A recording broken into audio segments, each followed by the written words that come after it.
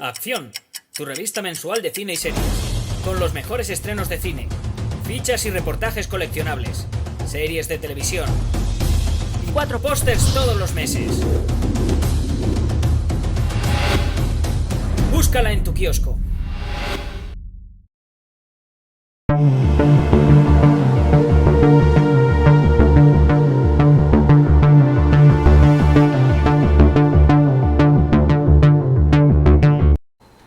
Muy buenas, Nacho, ¿qué tal? Bueno, vamos a hablar finalmente de Clint Eastwood, tal como habías pedido tú en tu videocrítica, en tu petición de videocrítica a la carta. Y antes de nada quiero hacer un aviso de ¿qué es esto? Esto es un vídeo de la revista Acción, es un mensual de cine y también es un mensual de televisión. Y es una revista que podéis encontrar en los kioscos, pero que también podéis pedirnos a la dirección de la redacción que tenemos aquí abajo. Y por destacar, como digo, es un mensual de noticias, coleccionable y demás. Distintas páginas de coleccionables. Aquí llevamos un artículo especial dedicado a vampiros, por ejemplo, con sus póster incluidos y demás. Y además pues llevamos nuestro cartel de Drácula, el horror de Drácula, ¿vale? Como digo, es un mensual, podéis conseguirlo en el kiosco, también en la dirección que nos darán aquí, que os darán aquí abajo en el vídeo. Y noticias, entrevistas, reportajes, coleccionables, actualidad, todos los estrenos del mes, etcétera, las críticas y demás. Eso en cuanto a la revista Acción. Después, en cuanto a que esto sea una videocrítica donde pueda haber spoilers, pues hombre, yo creo que para hablar de la carrera de Clint Eastwood no voy a hacer spoiler, no hace falta, no es necesario hacer spoiler, ¿de acuerdo? Y así que este no es un vídeo con spoiler. Si fuera un vídeo de una película concreta sí que lo haríamos, pero no es el caso. Y simplemente se trata de dar mi opinión sobre este director, la carrera de este director y de este actor, en pues un poco las claves generales y demás. Si os gusta el vídeo le podéis dar a like y podéis suscribiros al canal, y además sabéis que tenemos unas páginas, una sección premium, por si queréis apoyar la revista, digamos de una manera más amplia, donde tendréis vídeos exclusivos solo para la sección premium de mis compañeros y míos. Y vamos con Clint Eastwood, director que nació en San Francisco en 1930, hijo de un vendedor de bonos, que después fue uno de los ejecutivos de la Georgia Pacific Corporation. Pero para esto no vamos a entrar mucho en su biografía, porque lo que nos interesa, creo yo, Nacho, lo que a ti te interesa es una opinión sobre la filmografía de Clint Eastwood en sus dos facetas, como actor y como director. Antes de nada quiero, esto no es promoción, simplemente hay muchos libros sobre Clint Eastwood. Yo hay uno que le tengo especial afecto por todo lo que me ha aportado sobre este actor y director, que es un libro de Cahiers du Cinéma, Eastwood on Eastwood, Tochal. Es un libro que, bueno, me he repasado para hacer este vídeo, y es un libro que hace un recorrido por toda la carrera de Clint Eastwood, por todas sus películas y por todas sus logros.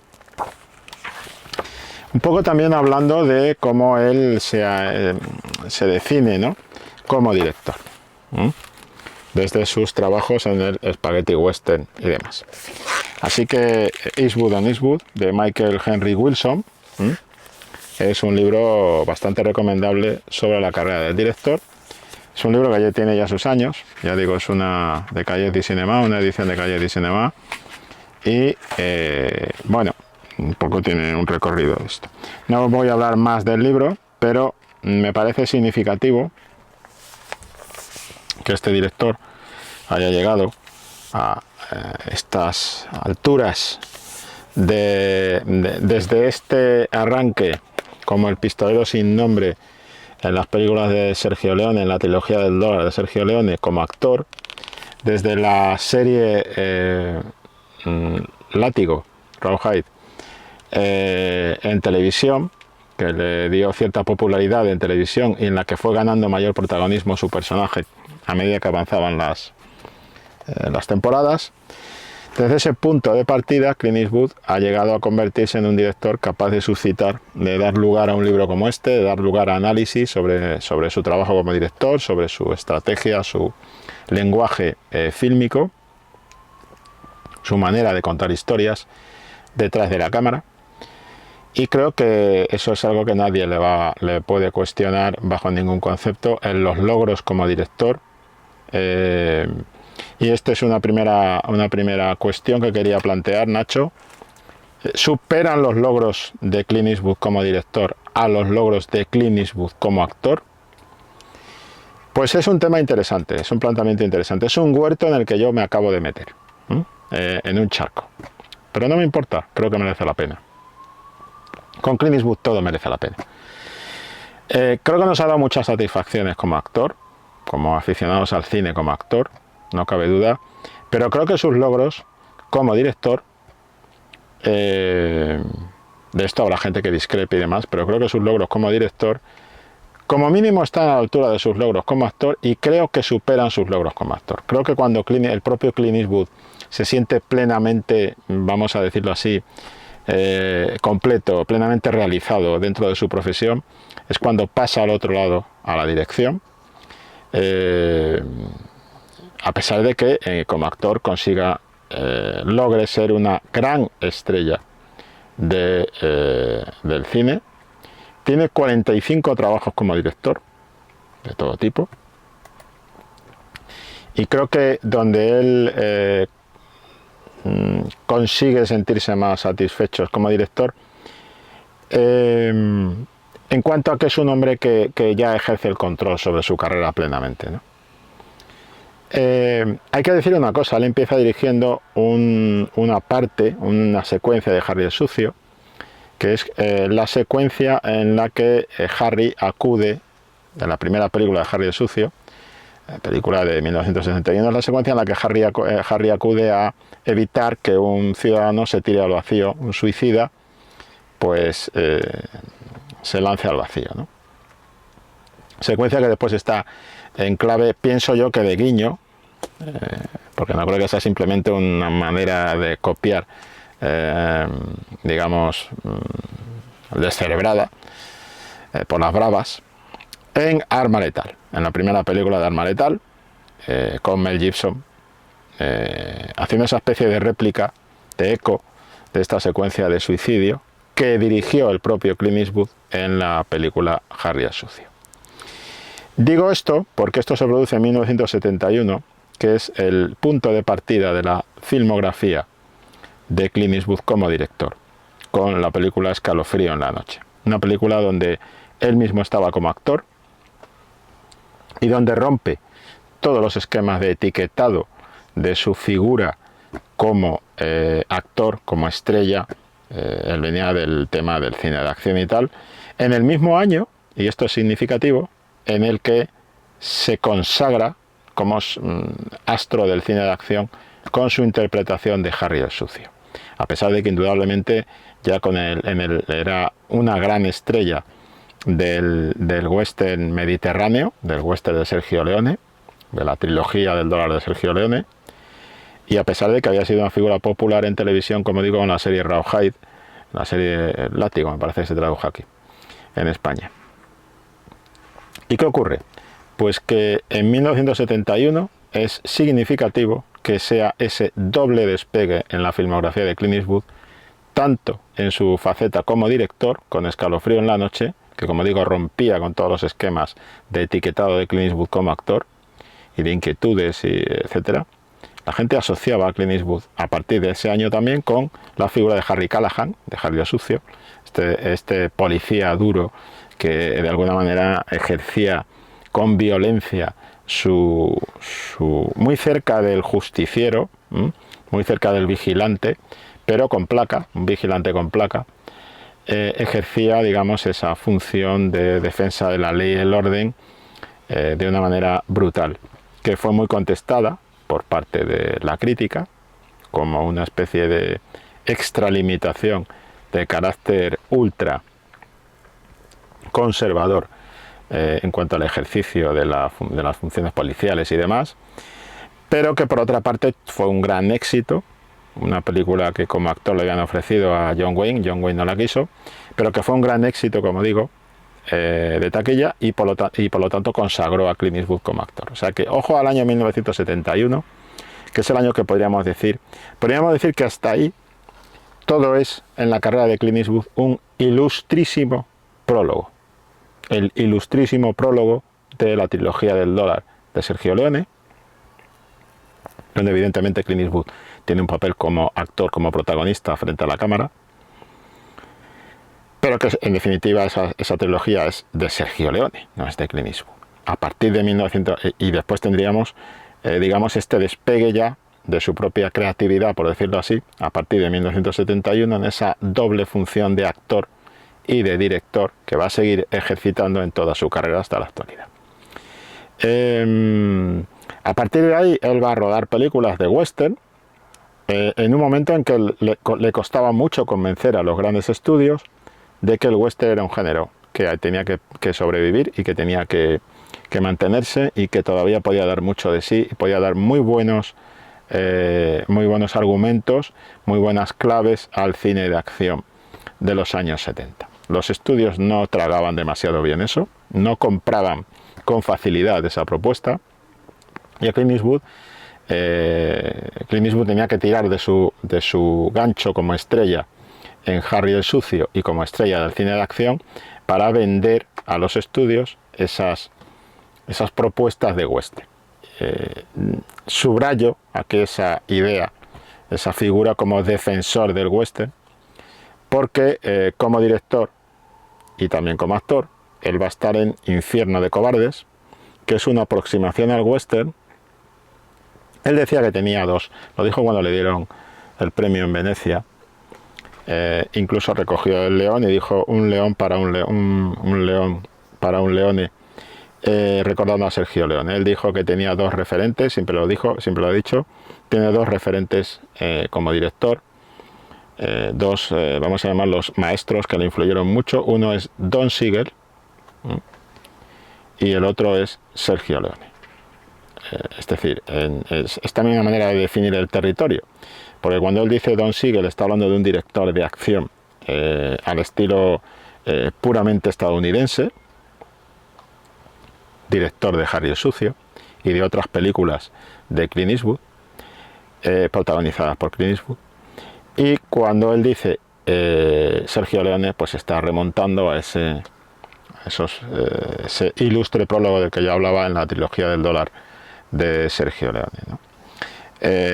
Consideraba que había aprendido de los dos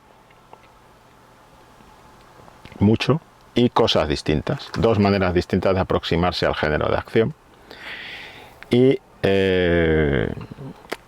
sobre esos dos puntos de partida, Clint Eastwood, como director de western, siempre va a buscar un giro en el género que se apartaba tanto de la corriente de western crepuscular que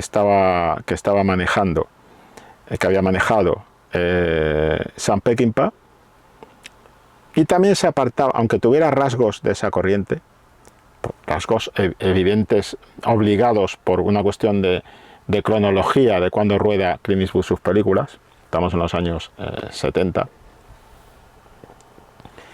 y por otra parte también se apartaba, digamos, de lo que eran de ser una copia de películas de western mediterráneo al estilo de Leone, que no hubiera funcionado, pero también cogía rasgos determinados de esa visión de la mitología del western desde el otro lado del mar, ¿no?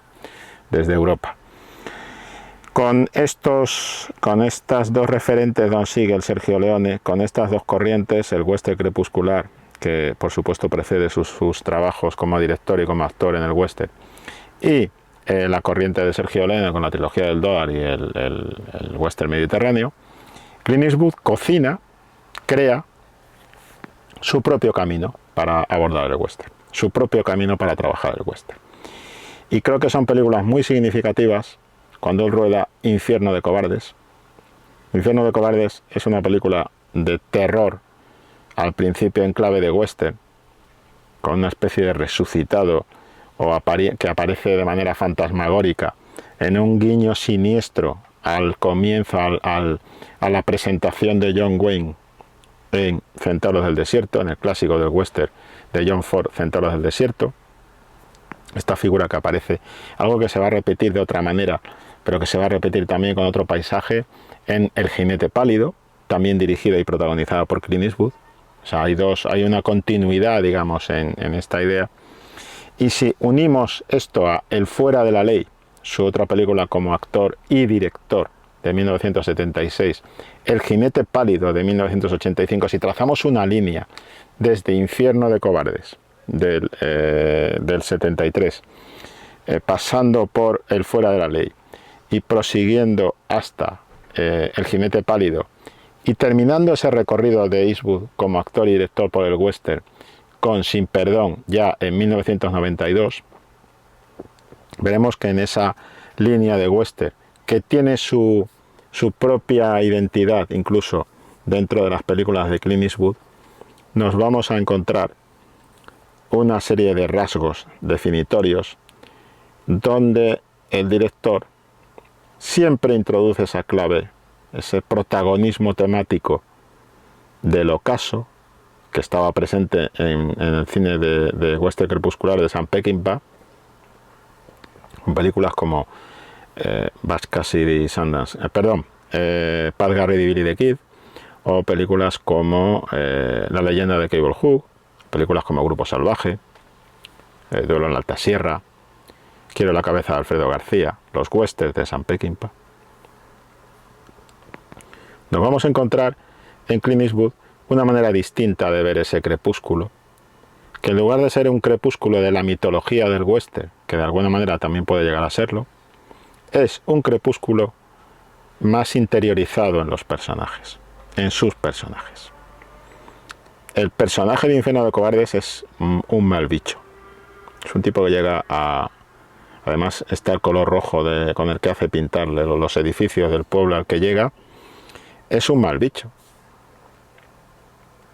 Es un tipo que manipula a todos los del pueblo, porque los del pueblo también han cometido una atrocidad, un abuso brutal contra otro personaje cuando arranca la película, ¿no? Entonces, desde ese punto de arranque, nos vamos a encontrar a un Clint Eastwood que en el western va a trabajar siempre unas claves que para mí en la primera parte de su carrera muestra más personalidad trabajando dentro de un género que algunas de las películas que hace como recurso, películas de acción, que acepta dirigir también para poder levantar esos proyectos más personales, ¿no? Por ejemplo, Primavera en Otoño. Primavera en Otoño es una película de sus películas más personales, muy interesante, protagonizada por William Holden. Es una historia de amor de alguna manera. Nadie asociaría en ese momento, en los años 70, un romance en la filmografía de Clint Eastwood, pero ahí está, es un proyecto más personal, que acerca muchas claves de las que hemos visto en su cine posteriormente, ya cuando es un director consagrado. Pero después rueda Licencia para matar, que es una buena película de acción, que también protagoniza él. Siempre va a estar jugando con esa idea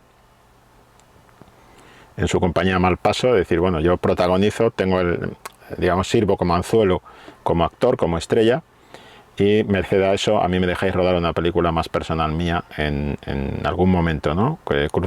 Llevando una carrera en paralelo entre el cine más, si se quiere, personal, más de autor, y el cine más comercial. Está claro que Licencia para matar es una película de clave más comercial, pero a veces, como en Infierno de Cobardes, dentro de lo comercial introduce claves de autoría de su exploración de los géneros, que es muy interesante, como haría en El Fuera de la Ley, y hay algunas que le salen, un poco más flojas, como puede ser Ruta Suicida, que es una película que a mí me encanta, pero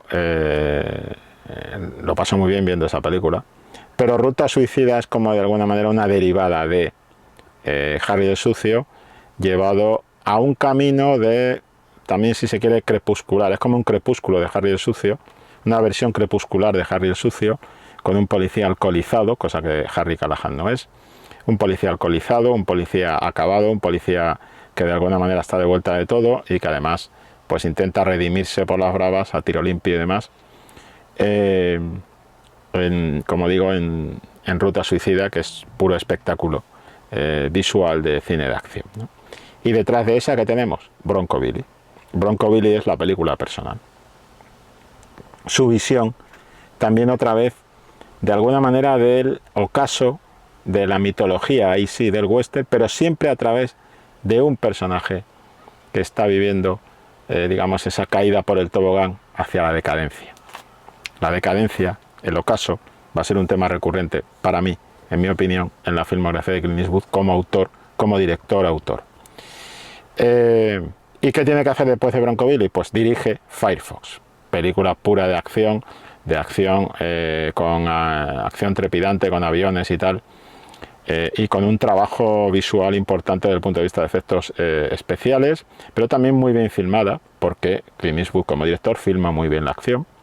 Una película que de alguna manera anticipa cosas que se hacen en Top Gun y propuestas visuales que vamos a ver en los combates de Top Gun y demás. Y estamos en 1982, estamos en un territorio donde digamos, Clint Eastwood consigue, uno de los detalles a destacar es que Clint Eastwood, tanto como actor como en su faceta como director, consigue alternar lo que es su crecimiento como director en los años, a partir de los 70, en los 80, en los 90, en el 2000, su crecimiento siempre hacia arriba como director, casi siempre hacia arriba. Sus últimas películas son más flojas, La Mula es un poco más floja, y lo es también la última que hemos visto, pero digamos que como director siempre va hacia arriba, y eso se alterna con esa otra faceta como actor, donde no es que vaya hacia abajo, pero bueno, hace muchas películas de carácter alimenticio dentro del territorio del cine de acción, ¿no? Y eso no impide que él siga haciendo su doblete, es decir, hace Firefox, película comercial, y a continuación El Aventurero de Medianoche, película personal, que tiene mucho punto en común con Bronco Billy, o El Aventurero de Medianoche. A raíz del Aventurero de Medianoche, ¿qué tiene que hacer? Lo siguiente: hace Impacto Súbito, película de explotación, película puramente comercial. Después, ¿qué hace? Consigue sacar adelante El Jinete Pálido, película más personal, aunque sea un western, película más personal.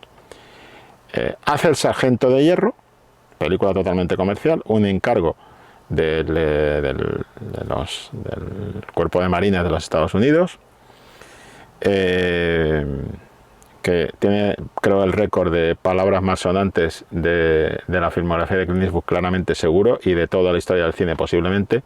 Y después del Sargento de Hierro, ¿qué hace? Consigue, digamos, esa luz verde para sacar adelante Bird, una película donde él muestra su amor por el jazz, su pasión por el jazz, pues haciendo una biografía de uno de los grandes del jazz. Otra vez película personal. Después Cazador Blanco Corazón Negro, es un poco de todo, es un poco de una cosa, un poco de otra. Quizá no es de las mejores películas de Clint Eastwood como director. Clint Eastwood interpretando, dando vida a John Huston durante el rodaje de La Reina de África. Todo está un poco como excesivamente mitificado, sobredimensionado, pero al mismo tiempo intentando traerlo a pie de calle, intentando humanizar mitos, y de alguna manera eso no es una de sus películas más atinadas como director, ¿no? Y después rodará El Principiante, película otra vez de acción. Después del Principiante, Sin Perdón. Esta alternancia de película comercial, película que le doy al estudio, película que le trabajo al estudio para que busque la taquilla y demás, y película más personal, más intimista.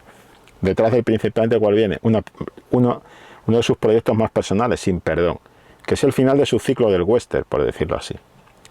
Y en el fondo tiene mucho de epitafio del western, del género western en general. La película Sin Perdón.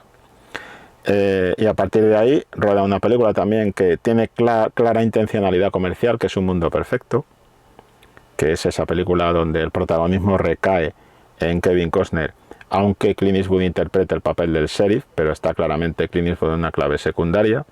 De todas formas, es el jugar sobre seguro. Kevin Costner es una superestrella en ese momento, es el super galán en ese momento, hace de un presidiario, y Clint Eastwood es el policía que lo persigue, ¿no? Esa asociación es claramente comercial, buscando la taquilla. Y después de eso, ¿qué va a rodar? Va a rodar Los Puentes de Madison, que es esa película donde los aficionados a Clint Eastwood, los seguidores de Clint Eastwood, en su vena de Harry el Sucio, de héroe de acción, de figura de tipo duro del cine de acción, pues se quejaban y decían: hombre, ¿dónde están las bombas en los puentes? Hay que volar los puentes, Clint. Y se hace esta broma, ¿no? Pero en realidad es una gran película de carácter sentimental, es una gran historia sentimental, muy bien filmada, una historia sentimental que en su momento, creo recordar que se pensaron los responsables del estudio pensaron en Robert Redford como protagonista, y podría haber dirigido también Robert Redford la película. Robert Redford es un gran director, lo sabemos. Con Michelle Pfeiffer como compañera de reparto. Pero Clint Eastwood, la fórmula de Clint Eastwood es muy interesante. ¿Qué pasa? Pues que los seguidores de Clint Eastwood, el Clint Eastwood de cine de acción, el Clint Eastwood actor y demás, se encuentran ahí una película que no les encaja muy bien, ¿no? Pero es una gran película, es una buena película, está entre las mejores del director y demás. Y a partir de ahí, ¿qué va a hacer? Pues vuelve a rodar una película taquillera, una película buscando la taquilla, una película de carácter comercial, Poder Absoluto, para dar paso a su siguiente película personal, Medianoche en el Jardín del Bien y del Mal. Una de sus películas más rarunas, y Clint Eastwood tiene varias, esta sería la primera, claramente raruna. Y mira que su arranque como director con Escalofrío en la noche, con esa situación de acoso que vive el personaje de Clint Eastwood, a contrapelo de su catalogación como héroe de acción, es un hombre acosado por una fan, es un locutor de radio acosado por una fan, ya tenía su cosa raruna, ¿no? Pero, bueno, en Medianoche en el Jardín del Bien y del Mal es una película de las más rarunas, que inicia el ciclo raruno, que podríamos decir, de Clint Eastwood, y que, bueno, o sea, un tanto irregular en sus resultados, ¿no? Después de eso, ¿qué hace? Dar su libra de carne a la taquilla con Ejecución Inminente, otra película de intriga donde él vuelve a estar y tal. Ahí repite, digamos, darle su libra de carne a la taquilla cuando rueda Space Cowboys. Space Cowboys se anticipa a Los Mercenarios, a la fórmula de Los Mercenarios explotada por Sylvester Stallone años después.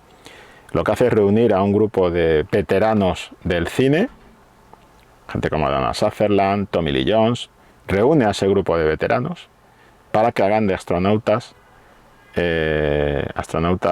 maduros en una especie de última carga de la brigada ligera, ¿no? Antes de la jubilación definitiva. Pues bueno, el salto a las estrellas de los jubilados, podríamos decir.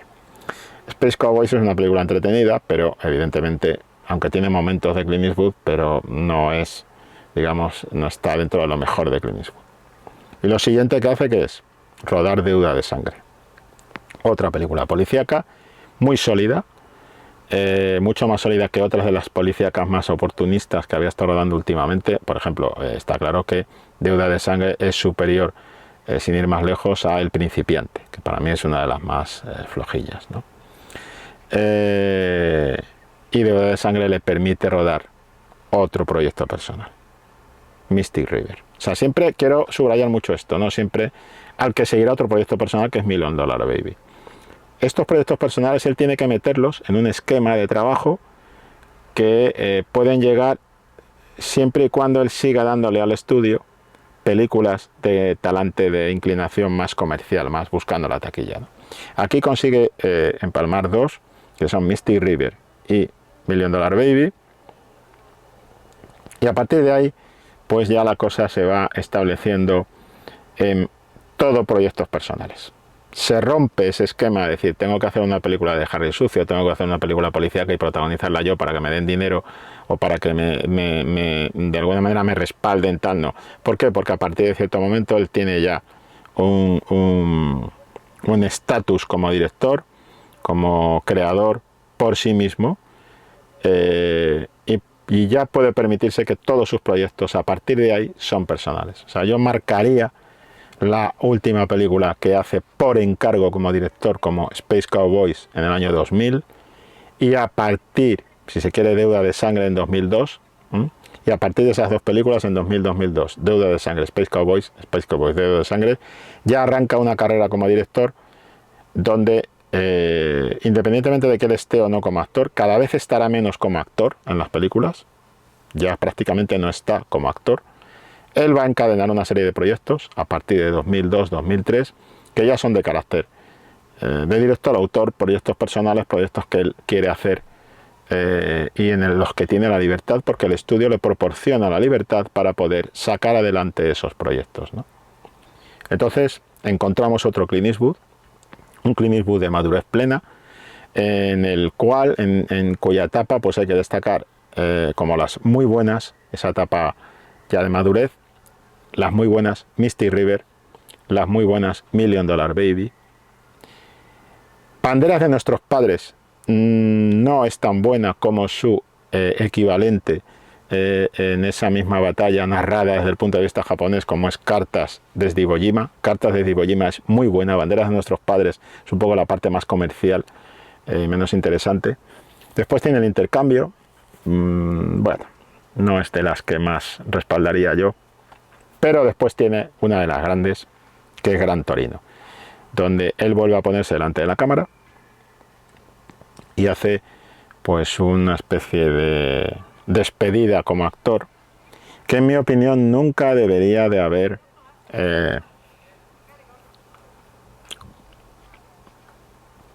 negado posteriormente en sus películas, en su retorno como actor ante las cámaras. ¿Me explico? Nos gustaría estar viendo siempre a Clint Eastwood como actor, evidentemente, pero creo que esta última etapa, donde brilla realmente, la última en la que brilla realmente como actor, es precisamente en Gran Torino, y era una despedida perfecta.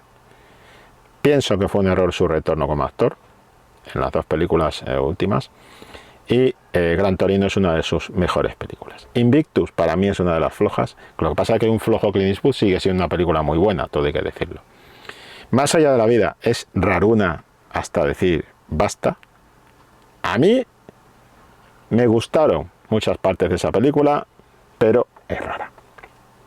J. Edgar es un biopic de J. Edgar Hoover, el director del FBI durante muchos años, que mantuvo asustado a Estados Unidos durante mucho tiempo, los mantuvo precisamente, digamos, controlados con todos sus procesos de investigación, espionaje, se puede hablar de espionaje claramente, a través del FBI. Jersey Boys es una película en la que no le encuentro ningún sentido dentro de la filmografía del director, lo tengo que decir así de claro. Y llega otra de las grandes, El francotirador. El francotirador es, para mí, la última gran película de Clint Eastwood hasta el momento. Yo todavía espero, tengo ilusión de que volvamos a tener a un gran Clint Eastwood como director. Pero para mí la última, estamos hablando de una película de 2014, es El francotirador. Película perfecta. Película donde, sin renunciar a una clave de defensa del personaje principal, también sabe verle los lados oscuros. Y simplemente, si la has visto, Nacho, te propongo la secuencia en la que está el niño y está el protagonista apuntando al niño, y es el momento en el que tiene que tomar una decisión, o la secuencia de irrupción en la casa de ese padre que está con sus hijos, con su familia, y que ve como su casa es invadida por estos tíos que además llevan el del castigador de Punisher de Marvel, el chaleco antibalas de Punisher, y donde resulta muy difícil no sentirse más identificado con el tipo que está en su casa con su familia, con sus hijos, y es absolutamente invadido por estos tíos, por estos gigantes armados hasta los dientes, en lugar de ponerse de parte de los gigantes armados hasta los dientes. Lo siento, desde el punto de vista de mí como español, yo dije, como españolito medio, me siento más como el señor que está siendo invadido por estos mazacotes que de parte de los supermachos armados hasta los dientes estadounidenses, ¿no? Entonces, este es el tema, ¿no? Cómo hay ese claroscuro en el personaje del francotirador, muy interesante. Y después está Sully. Sully es una interesante reflexión sobre el heroísmo, que le salió mucho mejor que la siguiente, que intentaba ser algo parecido, que es 15-17 Tren a París. Para mí esa es fallida. Y después entramos en sus tres últimas, que también siempre hace mucha incidencia sobre el heroísmo, sobre la muerte del héroe, o sobre la pérdida del concepto del héroe, en sus tres últimas películas. Y ahí tenemos Mula, que es un antihéroe más bien, en el fondo es un superviviente. Richard Jewell, que es una película muy interesante, que recibió algunos palitos de más, me parece a mí, pero que a mí me gustó. Y Cry Macho. Y creo que Mula y Cry Macho son esos dos retornos a la interpretación que se podía haber ahorrado. Mientras que Richard Jewell, pues es una buena película, pero no tan buena como El francotirador. Para mí la última grande es El francotirador. ¿Queremos ver más Clint Eastwood como director? Yo sinceramente pienso que no es necesario verle como actor, a menos que encuentre un papel. Creo que en el papel de Cry Macho está muy forzado como actor. Queriendo hacer una película personal, una película pequeña, una película modesta, pero yo creo que Clint Eastwood puede aspirar a hacer una un par de grandes películas a título de despedida, si quiere, como director.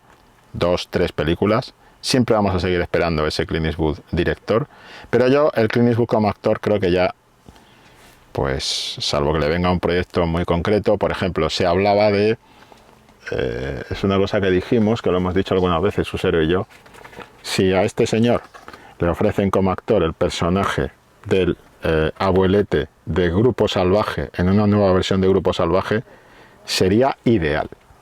Imagínate, Nacho, Clint Eastwood interpretando este papel en una nueva versión de Grupo Salvaje, el papel del viejo que va con ellos. Sería genial, sería darle un giro a este papel con Clint Eastwood. Yo también tengo esa ilusión de cinéfilo, ¿no? De un último gran papel para Clint Eastwood en clave, digamos, de gran saludo, último gran saludo en el escenario, ¿no? Como actor.